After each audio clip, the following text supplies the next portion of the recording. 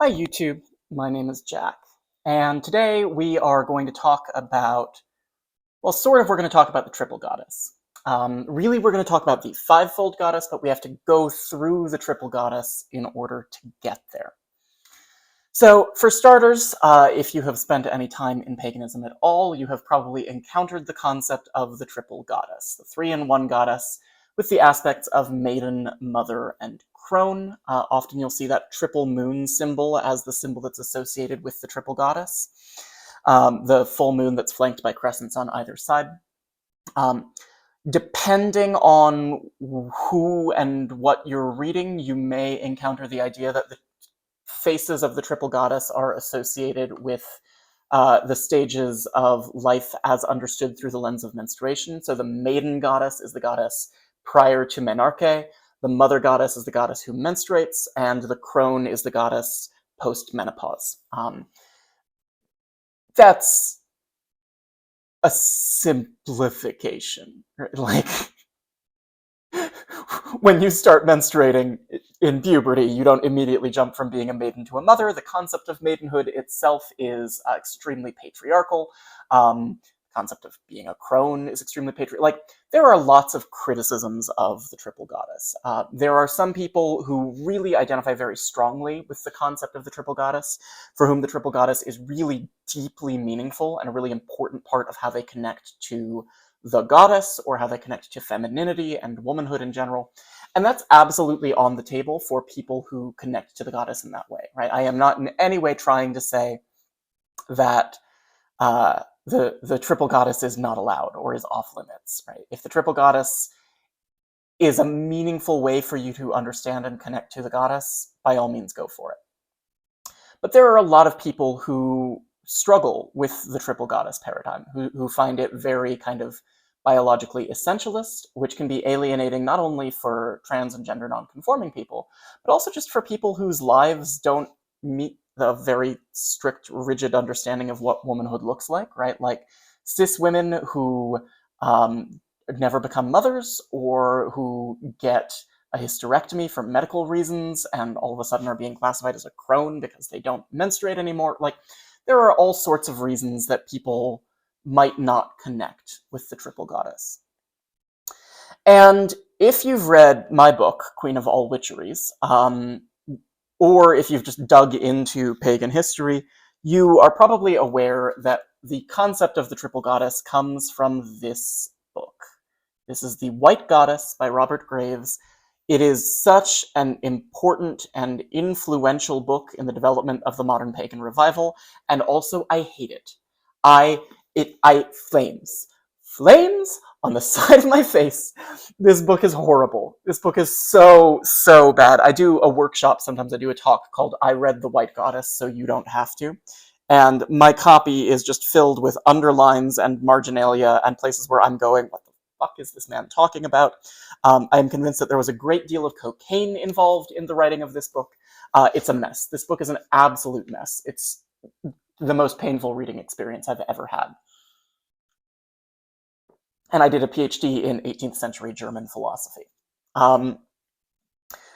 But there's some stuff in here that has been incredibly influential in modern paganism, and one of the things in here that has had that lasting effect is the idea of the triple goddess. Graves doesn't use the terms maiden, mother, and crone. He refers to the goddess alternately as the bride, mother, and layer out, or as the girl, woman, and hag. Those are sort of the epithets that he uses for the three faces of the triple goddess. More broadly, he associates the triple goddess with three principal mysteries: the mysteries of birth, death, and beauty, or sometimes love, depending on where in the book you are. The book is not internally consistent. But what's really interesting, if you manage to sit down and force yourself to read this awful, awful book, he actually gets to the triple goddess in kind of a roundabout way. And he starts out with a pen tab. So he starts, for complicated reasons involving him wanting to create a calendar out of the Irish Ogham. Let me see if I can find a picture. Yeah, he wants to make a tree calendar out of the Ogham and the vowels. It's I'm going to take a deep, grounding breath. Robert Graves can't hurt me anymore. The book does not make a lot of sense. But for complicated Robert Graves-related reasons, Graves identifies 5 principal mysteries that he sees as being associated with the goddess. And those mysteries are birth, love, death, so those are the 3 that we're familiar with, but then he adds in 2 others. They are initiation and wisdom. So the pentad, the sequence, is birth, initiation, love, wisdom, death. And then what he does later in the book, because he wants to get from a 5-fold goddess to a 3-fold goddess, is he combines them. So he combines the mysteries of birth and initiation, he combines the mysteries of love and wisdom, and that leaves him with 3 sets of mysteries for 3 faces of the triple goddess. Now, personally, I've never really trucked with the triple goddess. This is a paradigm that doesn't work for me. But the 5-fold goddess is actually really interesting to me. I like that pentad.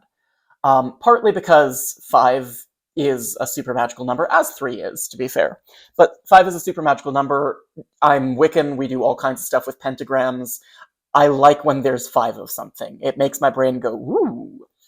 And in particular, I like the idea of the 5-fold goddess, rather, being associated with birth, initiation, love, wisdom, and death, because that's a cycle that feels like it's kind of unpinning itself from a particular patriarchal perspective on what womanhood is and should be, and instead it's just describing the stages of life. So this is a pattern that the goddess herself can experience, or that someone who is worshiping the goddess can experience. We experience birth or rebirth, initiation into the mysteries of whatever it is that we're doing, love, which in Graves's paradigm, he really means romantic love, but it doesn't have to be only restricted to romantic love. Wisdom, which again, the book is internally consistent. Sometimes instead of wisdom, he talks about respite or old age. And then finally, death, which is followed up by a rebirth and a continuation of the cycle. And that just feels really meaty to me. That feels really, really interesting to me. And again, I'm Wiccan. We like to do things with pentagrams. So I drew it out on a pentagram, right? I drew a 5-pointed star, and I did the points just around the circle, following that same cycle of the kind of the sequential order that Robert Graves gives these mysteries in. So birth leads to initiation, leads to love, leads to wisdom, leads to death, leads back to rebirth. And that's a really interesting, powerful cycle. I think you can do some interesting stuff with like the seasons, which actually, to his credit, Robert Graves does in The White Goddess. He talks about a 5-fold seasonal cycle. He then abandons that later on because all of the good ideas in The White Goddess are the things that he briefly considers before rejecting them and moving on to bullshit. But I really like that kind of 5-fold pattern of the seasons. But then I wanted to take it one step further. So what you see with just the black arrows is straight out of Robert Graves. The pink arrows are Jack Chanek going, feels like there's something interesting here, and wanting to play with it. And so in particular, I have this idea that each of these mysteries doesn't just interact sequentially with the ones that are before and after it, but it also interacts with the other 2 in terms of the way that they give each other meaning. So death gives meaning to initiation, right? We undergo initiation as a way of understanding death. There's more to it, but like initiation is in many ways a symbolic death and rebirth. It is preparation for eventually passing beyond the curtain. Like that's a lot of what it's about. Initiation gives meaning to wisdom, right? Initiation gives us a context, gives us a framework within which to categorize and understand the experiences that make us wise. It gives us a way of processing our wisdom and doing something with it. It gives us an interpretive framework, right? Wisdom gives meaning to birth, right? The wiser we are, the more we understand what it is to be alive, why we're here, how life matters, right? Like all that, all the stupid philosophical stuff that I spent much of my life working on in academia. Birth gives meaning to love. And this is, I mean, there's a very heteronormative version of this, but then there's another version of it as well. Birth gives meaning to love in the very, like, heteronormative kind of fertility cult sense is just that, like, a man and a woman fall in love and they go kiss, kiss, kiss, and then they have a baby, and that's the purpose of falling in love. And that's an interpretation that is there and viable if you want it. Obviously, I'm a gay man, doesn't do as much for me.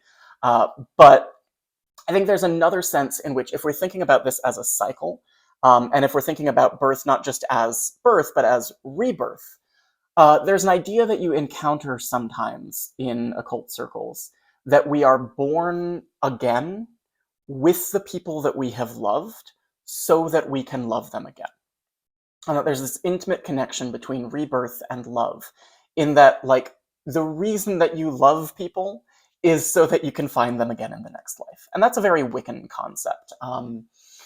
You find it in a scattering of other places before Wicca, but I think it really solidifies with Wicca.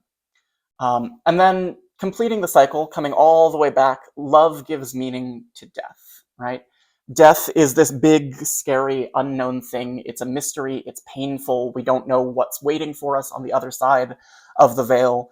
And I think there's this big question that hovers over a lot of us. Why do we have to die?